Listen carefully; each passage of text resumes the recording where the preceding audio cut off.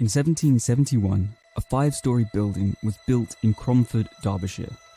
Curious passers-by marvelled at its scale, the constant clatter of machinery, and if they were passing at 6 a.m. or 6 p.m, the 200 men, women and children filing in and out for their shift.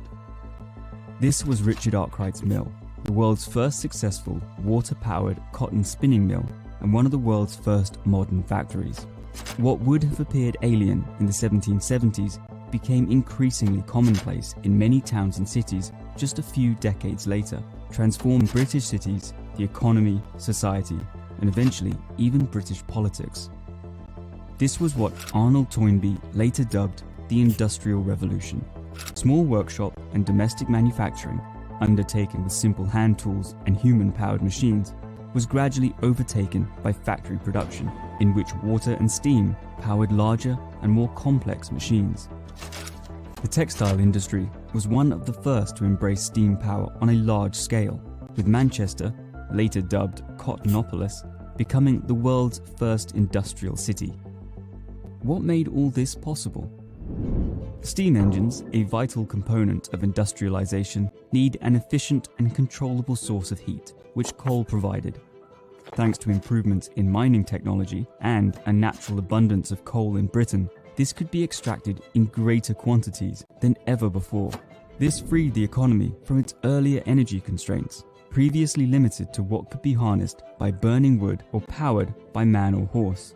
The wheel Virgin steam engine could do the work of 953 horses. It's not enough though to simply dig up coal. You then need the infrastructure to get it where it needs to go. Moving it around by sea or rivers was not always efficient and was at the mercy of tides and the weather. This led to investment, initially by mine owners, in canals. In 1761, the Duke of Bridgewater opened a canal between his colliery at Worsley and Manchester, which within weeks of its opening halved the price of coal. By 1851, there were over 2,000 miles of canal in use. At the same time, new turnpike roads were being constructed, paid for by tolls on passing traffic. This helped dramatically reduce inland journey times. By the 1830s, it was possible to get from London to Edinburgh in just 2 days by stagecoach.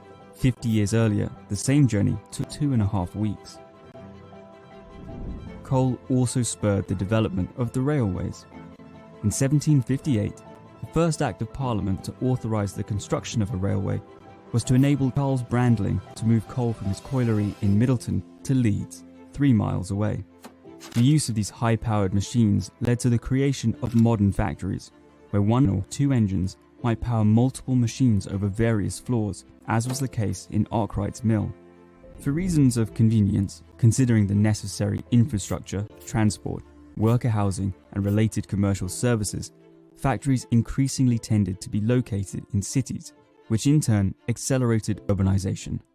A similar concentration occurred with labor. In the cotton industry, laborers gradually shifted from working in the home to taking up better paid jobs in the mills. For some, this meant gaining new skills in managing and working the machines. For many others, this resulted in being de-skilled and relegated to repetitive drudgery. This large, often precariously employed workforce developed a class consciousness, albeit fragmented, and began to organize on an unprecedented scale. Workers called for improvements to living conditions, employment rights, their children's education, and the vote to ensure Parliament listened to these demands. The Industrial Revolution also led to the creation of a new, prosperous class of industrialists who could amass huge fortunes, enabling them or their descendants to join the old elite. Sir Robert Peel, for example, was the son of a cotton textile manufacturer.